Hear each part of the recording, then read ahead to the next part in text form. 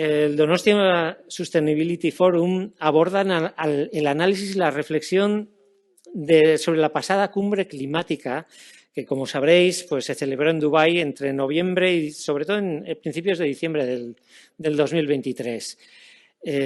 Fueron 12, 13, creo que 14 días al final, muy intensos, y cada vez hay que mirar para atrás y analizar y reflexionar sobre lo que se ha conseguido, sobre lo que se debería haber conseguido y lo que se puede valorar.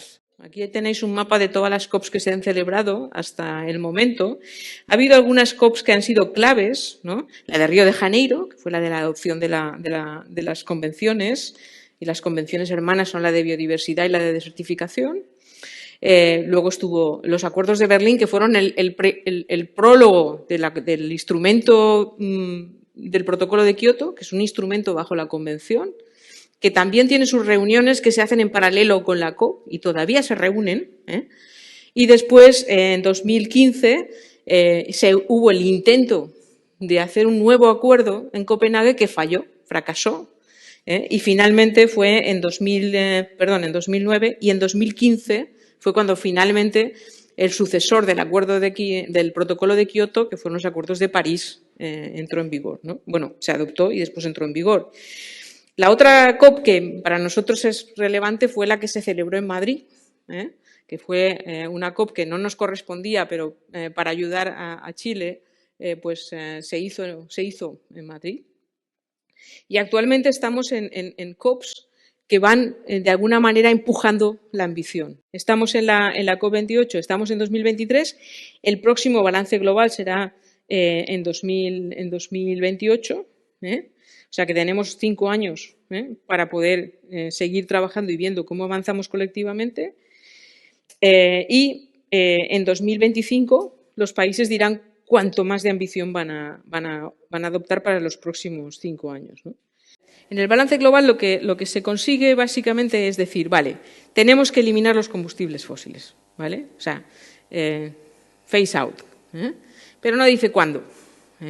No dice cuándo, aunque admite que habría que reducir 43% a 2030, 60% a 2035 y que las emisiones netas fueran cero en 2050, que no quiere decir que fueran cero las emisiones absolutas, sino que lo podemos compensar con captura. Las transiciones han comenzado en todos los países, eso es indudable. La descarbonización de la economía 2050 es factible, pues eso habrá que verlo, habrá que ver cómo avanzamos, pero es sin duda una oportunidad. Yo creo que lo tenemos que ver en clave de oportunidad. El poder hacer esta transición hacia una economía descarbonizada nos va a dar la capacidad de situarnos en las nuevas tecnologías, en los nuevos aspectos económicos y potenciar nuestra economía en Europa, porque Europa ahora mismo está posicionada en una situación que no somos los líderes mundiales, vaya, por decirlo de alguna manera, ¿no? Pero obviamente tenemos que poner el pie en el acelerador. Hablamos de transiciones, hablamos de la eliminación, posible eliminación, el phase out, etcétera, de los combustibles fósiles. Lo que no he oído es gran cosa sobre el uso de la energía nuclear, que sé que sí se habló en el COP28. Quisiera saber si pierde fuerza o lo contrario en las... La energía nuclear siempre va a ser un comodín que va a estar ahí, ¿no? Y hay países que no están dispuestos a abandonar, ¿no? Francia obviamente no está dispuesta a decir yo voy a dejar la nuclear, ¿no? Depende mucho de los países, ¿no? Es lo mismo que la conversación sobre el hidrógeno, ¿no? Es decir, para ciertos sectores que son más intensivos en energía necesitamos un vector y ese vector es el hidrógeno y es también la manera de diversificar el negocio para que empresas que tenían una producción energética basada en el petróleo empiecen a entrar ahí, ¿no? Que está ocurriendo como algunos de vosotros probablemente habéis visto. Lo que es obvio es que un cambio radical, vender un cambio radical es complejo, ¿no? Lo primero que hay que reconocer creo que es que el cambio, obviamente hubiera estado mejor si esto se hubiera reconocido hace 30 años, pero bueno, no ha ocurrido, está ocurriendo ahora, ¿no? Yo creo que hay que estar expectantes a ver cómo estos grupos de presión que tienen sus ganancias basadas en la economía del petróleo están diversificando sus negocios. Yo creo que hay que poner ahí un poco la vista, es decir, qué está haciendo Arabia Saudita, qué están haciendo los Emiratos Árabes, cómo están cambiando de negocio, ¿no? Pero el petróleo no lo van a soltar hasta que no tengan claro que el otro negocio les está funcionando, ¿no? Y hay cosas que pueden ocurrir en el futuro que son preocupantes.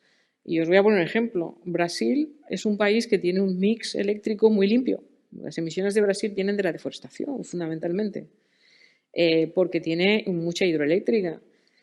Pero si el ciclo del agua en Latinoamérica, en el Amazonas, se va al traste, Brasil va a tener que tirar de otras energías.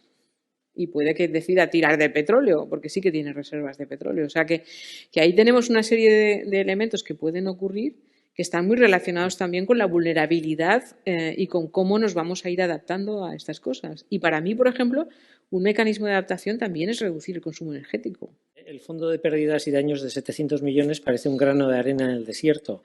¿Cuándo, cómo y cuánto se puede y debe aumentar este fondo? Sé que es la pregunta del millón, pero ¿cuál es tu opinión? Dice uno y otro, dice, ¿cómo crees que será el acuerdo de financiación en la COP29? Es verdad que para compensar las pérdidas y daños se va a necesitar más de 700 millones, pero el hecho de que se priorice a los países menos desarrollados es importante porque los otros países pueden autofinanciarse las pérdidas y daños. Y yo creo que es un buen comienzo, pero obviamente tenemos que observar que esto se siga capitalizando y que siga incrementándose la cantidad de dinero que fluye ahí. Pero no solo la que fluye ahí, también la que fluye al Fondo Verde, que es el fondo que se va a dedicar para financiar las transformaciones. Muchas gracias por la presentación y gracias por las respuestas de las preguntas, que creo que ha sido muy interesante. Y gracias a todos por asistir. Gracias.